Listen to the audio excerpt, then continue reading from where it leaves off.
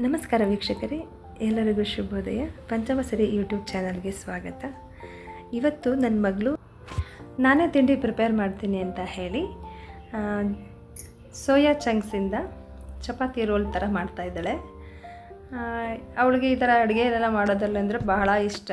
ನಾನು ಏನು ಮಾಡ್ತಾಯಿದ್ರು ಅಡುಗೆ ಮನೆಗೆ ಓಡಿ ಬಂದುಬಿಡ್ತಾಳೆ. ನಾನು ಇದನ್ನು ಮಾಡಿಕೊಡ್ಲಾ ಮಮ್ಮಿ, ನಾನು ಇದನ್ನು ಮಾಡಿಕೊಡ್ಲಾ ಅಂತ ಹೇಳಿ. ಹಾಗಾಗಿ ನಾನು ನಾನ್ ವೆಜ್ ತಿನ್ನಲ್ಲ ಅಂತ ಹೇಳಿ ನಿನಗೋಸ್ಕರ ಸೋಯಾ ಚಂಕ್ಸ್ ಮಾಡ್ತೀನಿ ಮಮ್ಮಿ ಅಂತ ಹೇಳಿ ರೆಡಿ ಮಾಡ್ತಾಯಿದ್ದಾಳೆ. ಸರಿ ಆಯಿತು ಅಂತ ಹೇಳಿ ನಾನು ಸಣ್ಣ ಪುಟ್ಟ ಹೆಲ್ಪ್ ಮಾಡಿಕೊಡೋಣ, ಮಾಡೋ ಮಕ್ಕಳನ್ನ ತಡಿಬಾರ್ದು ಅನ್ನೋ ಕಾರಣಕ್ಕೆ ಓಕೆ ಅಂತ ಹೇಳಿ ಮಾಡ್ತಾಯಿದ್ದೆ. ಅವಳು ಪ್ರತಿಯೊಂದು ಇಂಗ್ರೀಡಿಯೆಂಟ್ಸ್ ಎಲ್ಲ ಅವಳೇ ಆಗ್ತಾಯಿರೋದು. ಅದನ್ನು ನೀವು ಹೇಳಿ ಮಮ್ಮಿ ನಾನು ಹೇಗೆ ಮಾಡ್ತಾಯಿದ್ದೀನಿ ಅಂತ ಅವ್ರಿಗೂ ನಂದೂ ಅದೇ ಥರನೇ ನೀವು ಯೂಟ್ಯೂಬಲ್ಲಿ ಹೇಳ್ತೀರಲ್ಲ ಆ ಥರ ಹೇಳಿ ನಂದು ಕೂಡ ಅಂತ ಹೇಳ್ತಾಯಿದ್ಲು. ಸರಿ ಪುಟ್ಟ ಅಂತ ಹೇಳಿಬಿಟ್ಟು ಒಂದು ಪಾತ್ರೆಯಲ್ಲಿ ನೀರಿಟ್ಟು ಅದಕ್ಕೆ ಉಪ್ಪು ಹಾಕಿ ಆ ಸೋಯಾ ಚಂಕ್ನ ಅದರೊಳಗೆ ಹಾಕಿ ಅದನ್ನು ಚೆನ್ನಾಗಿ ಬೇಯಿಸ್ಕೋಬೇಕು. ಮತ್ತೊಂದು ಪಾತ್ರೆಯಲ್ಲಿ ಗೋಧಿ ಹಿಟ್ಟನ್ನ ಕಲಿಸ್ಕೊಂಡು ರೆಡಿ ಮಾಡಿ ಇಟ್ಕೋಬೇಕು. ಇದು ನಾನು 1-2 ಕಪ್ಪಷ್ಟು ತೊಗೊಂಡಿದ್ದಾಳೆ. ರುಚಿಗೆ ತಕ್ಕಷ್ಟು ಉಪ್ಪು ಹಾಕಿ ಚಪಾತಿ ಹಿಟ್ಟನ್ನು ಕಲಿಸ್ಕೋಬೇಕು. ಚಪಾತಿ ಹಿಟ್ಟು ಕೂಡ ನಾನೇ ಕಲಿಸ್ತೀನಿ ಮಮ್ಮಿ ಅಂತ ಹೇಳಿ ಎಲ್ಲ ಕಲಿಸಿ ಚಪಾತಿ ಮಾಡಿ ಇದನ್ನು ನೀಟಾಗಿ ವಿಡಿಯೋ ಮಾಡಿ ಮಮ್ಮಿ ಅಂತ ಹೇಳಿ ಅವಳ ಕೈ ನೋಡಿ ಹೆಂಗೆ ಕಲಿಸ್ತಾ ಇದ್ದಾಳೆ ಅಂದರೆ ನನಗೊಂದು ಕಡೆ ತುಂಬ ಖುಷಿನೂ ಆಗ್ತಿತ್ತು. ಬೇಗ ಬೇಗ ಮಾಡಿ ಮುಗಿಸು ಮಾರಾಯ್ತಿ ಅಂತ ಹೇಳಂಗೆ ಆಗ್ತಿತ್ತು. ಸೊ ಫಸ್ಟ್ ಟೈಮ್ ಮಾಡುವಾಗ ಮಕ್ಕಳಿಗೆ ಏನೇ ಮಾಡಿದ್ರೂ ಸ್ವಲ್ಪ ಸಪೋರ್ಟ್ ಆಗಿ ಇರಬೇಕಲ್ವ. ಹಾಗಾಗಿ ಅವಳು ಹೇಗೆ ಬರುತ್ತೋ ಹಾಗೆ ಮಾಡಲಿ ಅಂತ ಹೇಳಿ ತುಂಬ ಚೆನ್ನಾಗಿ ಮಾಡಿದ್ಲು. ಮತ್ತು ಪ್ರತಿಯೊಂದನ್ನು ಹೀಗೆ ಮಾಡಬೇಕು ಅಂತ ಅದನ್ನು ಮಾಡೋದನ್ನೆಲ್ಲ ನೀಟಾಗಿ ನೋಡಿಕೊಂಡು ಹೇಗೆ ಅಂತ ಹೇಳಿ ಹೀಗೆ ಮಾಡಬೇಕು ಅಂತ ನಿಧಾನಕ್ಕೆ ಚೆನ್ನಾಗಿ ಮಾಡಿದ್ಲು. ಸೊ ನಾನು ಅದಕ್ಕೋಸ್ಕರ ನಿಧಾನಕ್ಕೆ ತೋರಿಸ್ತಾ ಇದ್ದೀನಿ ಎಲ್ಲನೂ. ತುಂಬಾ ಲಾಂಗ್ ಆಯಿತು ಅಂತ ಏನು ಅಂದ್ಕೋಬೇಡಿ, ಯಾಕಂದರೆ ಮಕ್ಕಳು ಏನೇ ಮಾಡಿದ್ರೂ ತುಂಬ ಚೆನ್ನಾಗೇ ಇರುತ್ತೆ. ಅಷ್ಟು ಸಪೋರ್ಟಾಗಿ ಮಾಡ್ತೀವಿ ಅಂತ ಹೇಳಿ ಆಸೆ ಪಡ್ತಾರಲ್ಲ. ನಾವು ಅಂತೂ ಚಿಕ್ಕವರಿದ್ದಾಗ ಕೈ ಸುಡುತ್ತೆ ಅಂತ ಅಡುಗೆ ಮನೆಗೆ ಹೋಗ್ತಿರಲಿಲ್ಲ ನಾವು. ಹಾಗಾಗಿ ತುಂಬ ಭಯಪಡ್ತೀವಿ. ಆಗೆಲ್ಲ ಒಲೆಯಲ್ಲಿ ಅಡುಗೆ ಮಾಡ್ತಿದ್ದಲ್ಲ. ಹಾಗಾಗಿ ಈಗಿನ ಮಕ್ಳುಗಳು ಗ್ಯಾಸ್ ಅಂದರೆ ಏನಾದರೂ ದಿಢೀರಂತ ಸ್ನ್ಯಾಕ್ಸ್ ಮಾಡ್ಕೊಳ್ಳೋಕ್ಕೂ ಮಮ್ಮಿ ನಾನೇ ಮಾಡ್ಕೊತೀನಿ, ಮ್ಯಾಗಿ ಮಾಡ್ಕೊಂಡ್ರು ಮಮ್ಮಿ ನಾನೇ ಮಾಡ್ಕೊತೀನಿ ಅಂತ ಹೇಳಿ ಅಡುಗೆ ಮನೆ ಹತ್ರನೇ ಇರ್ತಾರೆ ಯಾವಾಗಲೂ. ಖುಷಿ ಮಾಡಲಿ, ಮಕ್ಕಳು ತಿನ್ನಲಿ, ಚೆನ್ನಾಗಿರಲಿ ಅಂತ. ಹಾಗಾಗಿ ಈ ಸೋಯಾ ಚಂಕ್ಸ್ ಚೆನ್ನಾಗಿ ಬೆಂದಿರುತ್ತೆ. ತುಂಬ ಸಾಫ್ಟ್ ಆದಮೇಲೆ ಇದನ್ನು ಆಫ್ ಮಾಡಿ ಒಂದು ಬೇರೆ ಪಾತ್ರೆಗೆ ಹಾಕ್ಕೊಂಡು ಅದನ್ನು ಚೆನ್ನಾಗಿ ತಣ್ಣಗೆ ಮಾಡಿ ಅದನ್ನು ಒಂದು ಟೈಟಾಗಿ ಹಿಂಡಿ ನೀರು ತೆಗೆದು ಅದನ್ನೊಂದು ಬೌಲಲ್ಲಿ ತೆಗೆದಿಟ್ಕೋಬೇಕು. ಇದಕ್ಕೆ ಮ್ಯಾರಿನೇಟ್ ಮಾಡ್ಕೋಬೇಕು. ಇದನ್ನು ಹೇಗೆ ಮಾಡೋದು ಅಂತ ಅವಳೇ ಎಲ್ಲ ಮ್ಯಾರಿನೇಟ್ ಮಾಡ್ತಾಳೆ ಚೆನ್ನಾಗಿ ಕೂಡ ರೆಡಿ ಮಾಡಿಕೊಂಡ್ಳು. ಅಲ್ಲಿ ತನಕ ನಾನು ಮನೆ ಕೆಲಸಗಳೇನಿದೆ, ಪಾತ್ರೆ ತೊಳೆಯೋದು, ಮನೆ ಒರೆಸಿ ಎಲ್ಲ ರೆಡಿ ಮಾಡಿದೆ. ಅಲ್ಲಿಗೆ ನಾನು ಚಪಾತಿ ಹೊತ್ತೋಕ್ಕೆ ರೆಡಿ ಮಾಡ್ಕೊಳ್ತಾ ಇದ್ದೆ. ಅಷ್ಟರಲ್ಲಿ ಇದಕ್ಕೆ ಬೇಕಾದಂಥ ತರಕಾರಿ ಮತ್ತು ಮಸಾಲೆ ಐಟಮ್ಸ್ಗಳೆಲ್ಲ ರೆಡಿ ಮಾಡಿಕೊಂಡು ಮಕ್ಕಳು ಹೇಗೆ ಅಂತಂದರೆ ಏನೇ ಮಾಡಬೇಕಾದ್ರೂ ನಾವು ಹೇಗೆ ಮಾಡಿರ್ತೀವೋ ಅದನ್ನು ನೋಡ್ತಾನೆ ಹಾಗೆ ಕಲ್ತಿರ್ತಾರೆ ಮಕ್ಕಳು. ಅಬ್ಸರ್ವೇಷನ್ ತುಂಬ ಚೆನ್ನಾಗಿರುತ್ತೆ ಮಕ್ಕಳಿಗೆ. ಪ್ರತಿಯೊಂದೂ ಹೀಗೆ ಮಾಡಬೇಕು, ಹೀಗೆ ಇರಬೇಕು ಅಂತ ನಾವು ಹೇಗೆ ಹೇಳ್ಕೊಟ್ಟಿರ್ತೀವೋ ಹಾಗೆ ಮಾಡೋದಕ್ಕೆ ತುಂಬ ಪ್ರಯತ್ನ ಪಡ್ತೀವಿ. ಆ ಶ್ರದ್ಧಾ ಭಕ್ತಿಗೆ ನಾವು ತುಂಬಾ ಖುಷಿ ಪಡಬೇಕು. ಇರಲಿ, ಬೆಳೆಯುವ ಸಿರಿ ಮೊಳಕೆ ಇರಲಿ ಅಂತ ಹೇಳ್ತಾರಲ್ಲ, ಹಾಗೆ ಮಕ್ಕಳು ಬೆಳೀತಾನೆ ಪ್ರತಿಯೊಂದು ಕಲಿಬೇಕು.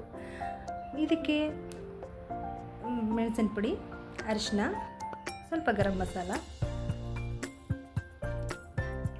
ಅಚ್ಚ ಖಾರದ ಪುಡಿ, ಉಪ್ಪು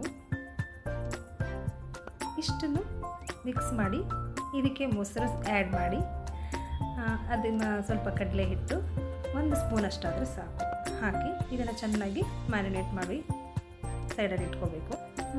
ತುಂಬ ಜನ ವೀಡಿಯೋಸ್ನ ನೋಡಿ ಸಬ್ಸ್ಕ್ರೈಬ್ ಆಗ್ತಾಯಿದ್ದೀರಾ. ಹೀಗೆ ನೋಡ್ತಾ ಇರಿ.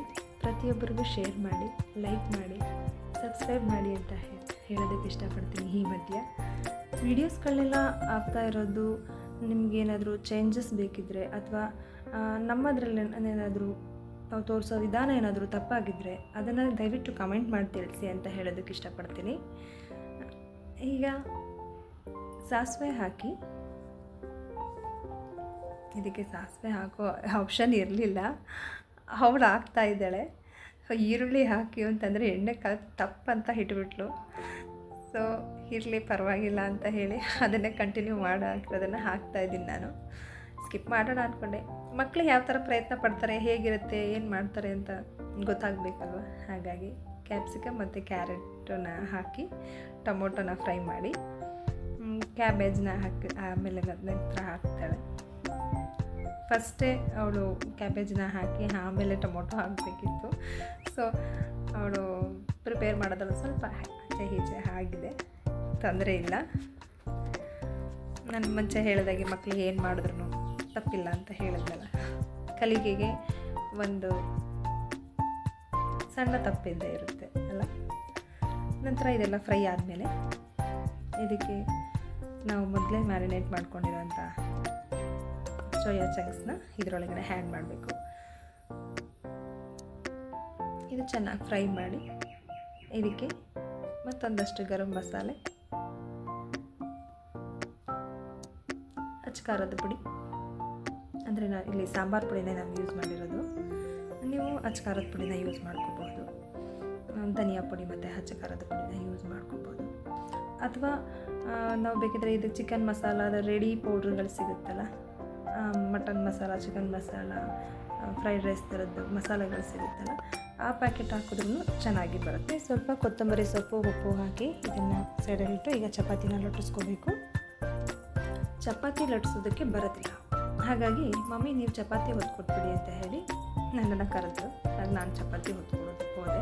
ಅಷ್ಟರಲ್ಲಿ ನಮ್ಮ ಯಜಮಾನರು ಟೈಮ್ ಆಗಿಬಿಟ್ಟಿದೆ ನನಗೆ ಅಂತ ಹೇಳಿ ಕಾಯ್ಕೊಂಡು ಕೂತಿದ್ರು. ಮಗಳು ಮಾಡ್ತಾ ಇದ್ದಾರಲ್ವ, ಸ್ವಲ್ಪ ಖುಷಿ ಜೋಸ್ ಅವ್ರಿಗೆ.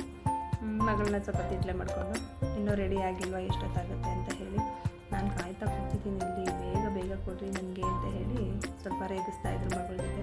ನಾವು ಅದನ್ನೇ ನೋಡ್ತಾ ಮಾತಾಡಿಕೊಂಡು ಚಪಾತಿ ಲಟ್ಟಿಸ್ತಾ ಇದ್ವಿ.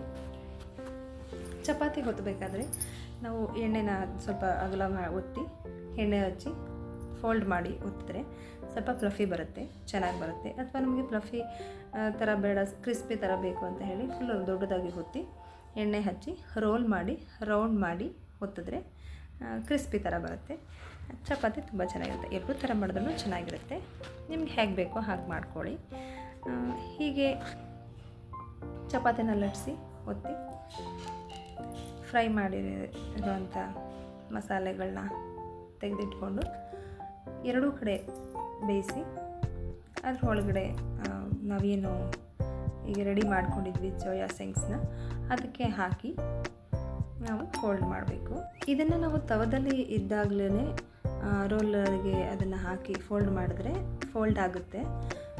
ನಾವು ಆದಮೇಲೆ ನಾವು ರೋಲ್ ಮಾಡ್ತೀವಿ ಅಂತಂದರೆ ಅದು ರೋಲ್ ಆಗಿ ಕೂರೋದಿಲ್ಲ. ಹಾಗಾಗಿ ನಾವು ಬಿಸಿ ಇದ್ದಾಗಲೇ ರೋಲ್ನ ಮಾಡ್ಕೋಬೇಕು.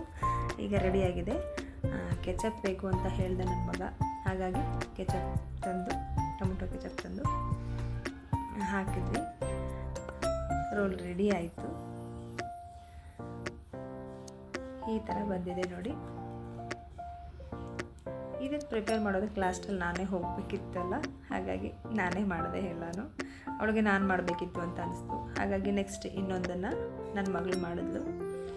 ನಾನು ಸುಟ್ಟು ಅದನ್ನು ಫೋಲ್ಡ್ ಮಾಡಿ ರೆಡಿ ಮಾಡ್ತೀನಿ ಮಮ್ಮಿ ಅಂತ ಹೇಳಿ ಮಾಡಿದ್ಲು. ಈಗ ಬಂದಿತ್ತು. ನಮ್ಮನೆಯವರಂತೂ ಕಾಯ್ತಾ ಕೂತಿದ್ರು, ಸಖತ್ತು ಟೇಸ್ಟಿಯಾಗಿದೆ ಅಂತ ಹೇಳಿ ತಿಂತಾಯಿದ್ದಾರೆ. ನೋಡಿ ಹೇಗೆ ತಿಂತಾಯಿದ್ದಾರೆ ಅಂತ. ಅದನ್ನು ಕೂಡ ವಿಡಿಯೋ ಮಾಡಿದ್ವಿ. ಅವರು ಬೇಡ ಅಂತ ಅಂತಿದ್ರು, ಅವ್ರಿಗೆ ಗೊತ್ತಿಲ್ಲದೆ ವಿಡಿಯೋ ಮಾಡಿಬಿಟ್ಟಿದ್ದೀವಿ. ಚೆನ್ನಾಗಿದೆ. ಸೌಂಡ್ ಹಾಕ್ಬೇಕಿತ್ತೆ ಆ್ಯಕ್ಚುಲಿ ನಾವು. ಚೆನ್ನಾಗಿರೋದು ಅಂತ ಹೇಳಿ ಸೌಂಡ್ ಮಾಡ್ಕೊಂಡು ತಿಂತಾಯಿದ್ರು. ಅದನ್ನೆಲ್ಲ ಹಾಕಿದ್ರೆ ಚೆನ್ನಾಗಿರುತ್ತೋ ಇರಲ್ವೋ ಅಂತ ಹೇಳಿ ಮ್ಯೂಟ್ ಮಾಡಿಬಿಟ್ವಿ. ಸೊ ಇವತ್ತಿನ ರೆಸಿಪಿ ಈ ಥರ ಇತ್ತು. ನಿಮಗಿಷ್ಟ ಆಗಿದೆ ಅಂತ ಅಂದ್ಕೊಳ್ತೀನಿ. ನಂತರ ಸ್ವಲ್ಪ ಗಿಡಗಳೆಲ್ಲ ಕ್ಲೀನ್ ಮಾಡಬೇಕಿತ್ತು. ತುಳಸಿ ಗಿಡ ಎಲ್ಲ ಒಣಗೋಗ್ಬಿಟ್ಟಿತ್ತು. ಹಾಗಾಗಿ ಒಂದು ರೌಂಡ್ ಕ್ಲೀನ್ ಮಾಡೋಣ ಅಂತ ಎಲ್ಲನೂ ಕಟ್ ಮಾಡಿ ಸ್ವಲ್ಪ ನೀರು ಹಾಕೋಣ ಅಂತ ಹೇಳಿ ರೆಡಿ ಮಾಡ್ಕೊಳ್ತಾ ಇದ್ದೆ. ತಿಂಡಿ ಎಲ್ಲ ತಿಂದು ಮುಗಿಸಾದ್ಮೇಲೆ ಇದನ್ನು ಸ್ಟಾರ್ಟ್ ಮಾಡ್ಕೊಂಡ್ವಿ. ನಾನು ಇದನ್ನೆಲ್ಲ ನೋಡ್ತಾ ಕ್ಲೀನ್ ಮಾಡ್ತಾ ಸುಮ್ಮನೆ ಹಾಗೆ ಇರೋದಕ್ಕಾಗೋದಿಲ್ಲ. ಸೊ ಹಾಗಾಗಿ ಯಾವುದಾದ್ರೂ ಒಂದು ಹಾಡು ಹೇಳೋಣ ಅಂತ ಅನ್ನಿಸ್ತು. ನಾನು ಯೂಶ್ವಲಿ ಅಡುಗೆ ಮಾಡ್ತಾ ಇರಬೇಕಾದ್ರೆ ಹಾಡ್ತಾನೆ ಇರ್ತೀನಿ, ಕೆಲಸ ಮಾಡಬೇಕಾದ್ರೆ ಹಾಡ್ತಾನೆ ಇರ್ತೀನಿ. ನನ್ನ ವಾಯ್ಸ್ ಸ್ವಲ್ಪ ಕಿಚಿ ಕಿಚಿ ಆದ್ರೂ ಹಾಡು ಮಾತ್ರ ನಿಲ್ಲಿಸೋದಿಲ್ಲ. ಆಗ ಮಳೆನೇ ಬಂದಿರಲಿಲ್ಲ, ಹಾಗಾಗಿ ಈ ಹಾಡು ಹಾಡಬೇಕು ಅಂತ ಅನ್ನಿಸ್ತು. ಅದಕ್ಕೆ ಈ ಹಾಡು ಹಾಡ್ತಾಯಿದ್ದೀನಿ. ಇದು ನೋಡು ರವಿ ಮೂಡೋ ಸಮಯ, ಅದು ನೋಡು ರವಿ ಮುಳುಗುವ ಸಮಯ, ಮೂಡಿ ಮುಳುಗುವ ನಡುವೆ ರೈತನ ಬೆವರಿನ ದುಡಿಮೆ, ಮೂಡಿ ಮುಳುಗುವ ನಡುವೆ